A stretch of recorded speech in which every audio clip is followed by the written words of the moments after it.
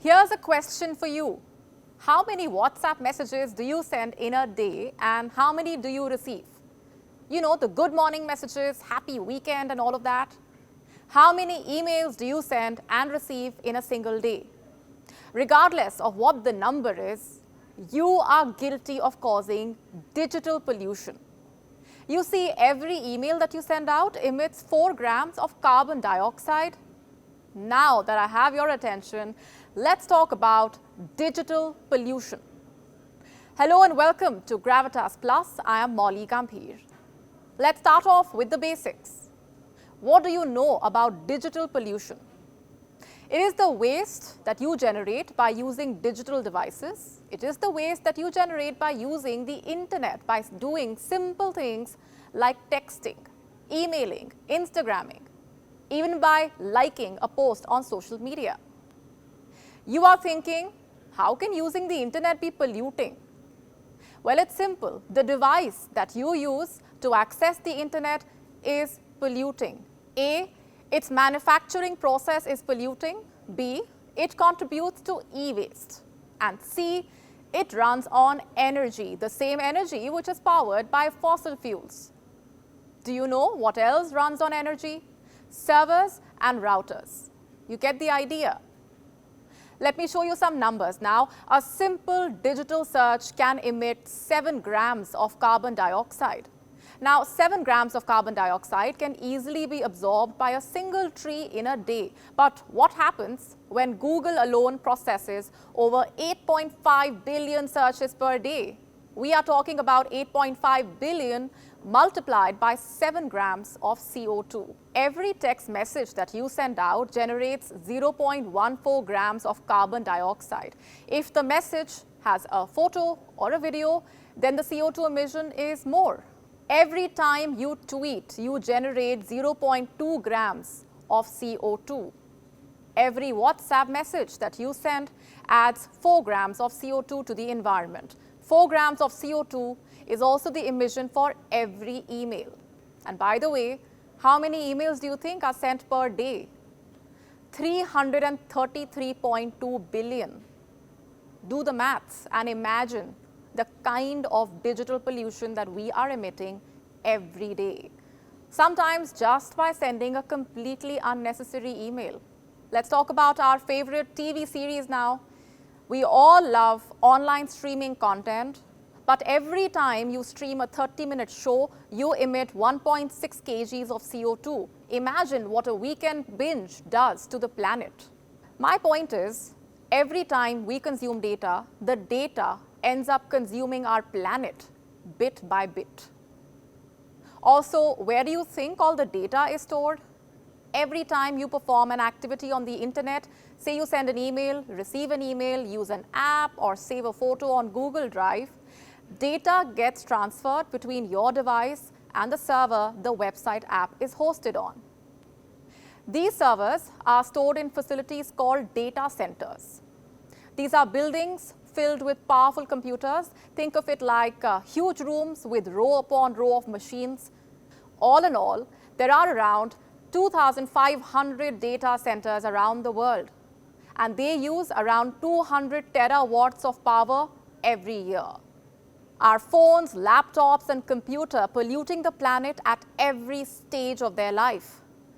It starts with extraction of rare metals like europium, terbium that are used in these devices, and then comes the process making the chips and all the other parts. And then these parts are transported, assembled, and shipped to storehouses. From there, they reach the stores.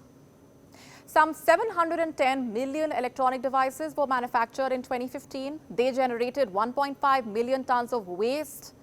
This was just during the manufacturing process. 1.5 million tons of waste is equal to 166 Eiffel Towers. Did you know building a laptop requires 240 kgs of fossil fuel, 1.5 liters of water?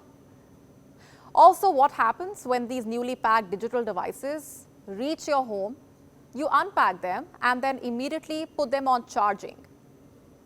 Our digital devices run on electricity, on power generated by burning fossil fuels. Let me show you some numbers here. In 2015, 5% of the world's electricity was consumed by digital devices. Estimates say every passing year, the power demand from internet-connected devices increased by 20%. Look at this report. It says that the ICT industry, which is the information and communication technology industry, could end up using 20% of all electricity by 2025. And that's not all. Devices connected to the internet could also end up emitting 5.5% of the world's carbon by 2025. We are talking about your phones, laptops, tablets, desktops. In 3 years from now, these devices together will emit more carbon than every country on this planet, except for the US, China, and India. Experts say when it comes to smartphones, 80% of this energy is used during the manufacturing process. And this is just one part of the digital pollution story. Then we come to e-waste, or electrical and electronic waste. What happens when you throw away your digital devices? In 2019, 53.9 million tons of electronics were discarded. Where did that waste go?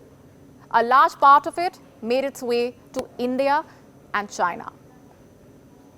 Both countries are significant players in e-waste recycling. India especially has been called the world's dumping ground for e-waste. In 2015, the United Nations Environment Programme found that up to 90% of the world's e-waste is illegally dumped in India. Of course, India has stepped up efforts to regulate this, but a lot of damage has already been done. You see, a digital device like a laptop contains some 16 different metals. Mercury is one of them. When dumped without precaution, the metals from the laptop can leach into the soil and permanently damage it.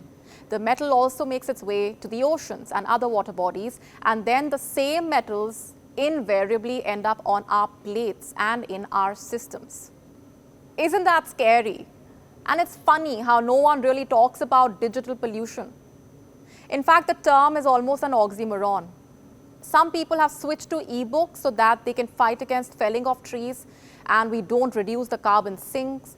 People send out PDFs on mail so that they don't have to take printouts. We send out e-invites so that we don't add to the carbon footprint. But just how often do we think about our digital footprint? How often do we think about how polluting it can be?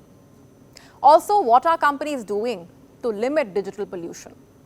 Data centers say they are trying to be as energy conscious as possible. There are some search engines that claim that they are trying to be green. Ecosia, for example, claiming that it is using its profits to fund reforestation projects. What can you do to limit digital pollution? Here's one thing you can do right away.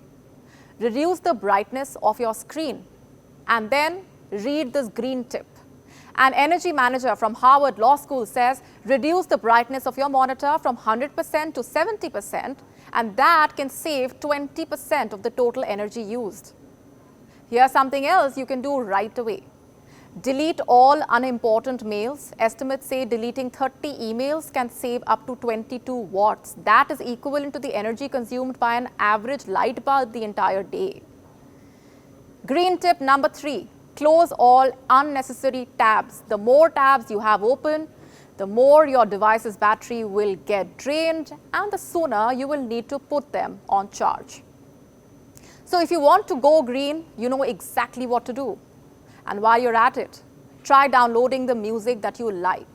Did you know downloading a song requires the same amount of data as streaming it? So if you have set playlists that you listen to on repeat, then that helps the planet if you download it. When you are out for lunch or you are taking a break, put your work device on sleep mode. Also, don't unnecessarily buy new digital devices. You see, it is little things like these, simple steps like these, that can make a huge difference. It is little digital decisions that can reduce the burden of digital pollution.